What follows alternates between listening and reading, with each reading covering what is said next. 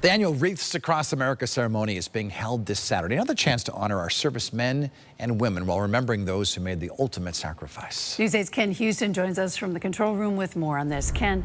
Well, good evening, guys. The wreaths laying ceremony has its origins right here in New England. It started back in 1992, and today it has an army of volunteers.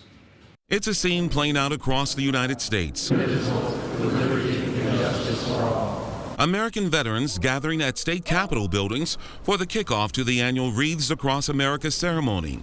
To honor those that have served and are serving, and teach the next generation the value of freedom. A freedom veterans say came at a high price.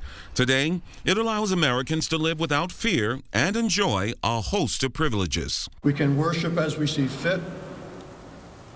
We can raise our children to believe as we do. Laying wreaths at the gravesite of fallen soldiers started back in 1992. A businessman from Maine by the name of Morrow Worcester came up with the idea. He made those wreaths in his home using the tops of evergreen trees. And started with sending wreaths to Arlington National Cemetery, just doing a section at a time for several years. More than 30 years later, people are still laying wreaths at grave sites.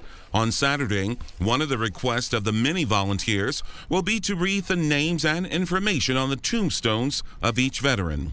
Say a prayer of thanks for their service and for their family, remembering those who may not have anyone to do that. And of course, we thank them for their service. Now, back in 2022, volunteers visited more than 4,000 locations across the country and laid a total of 2.7 million wreaths on headstones of our servicemen and women. Live in the control room this evening, Ken Houston, News 8.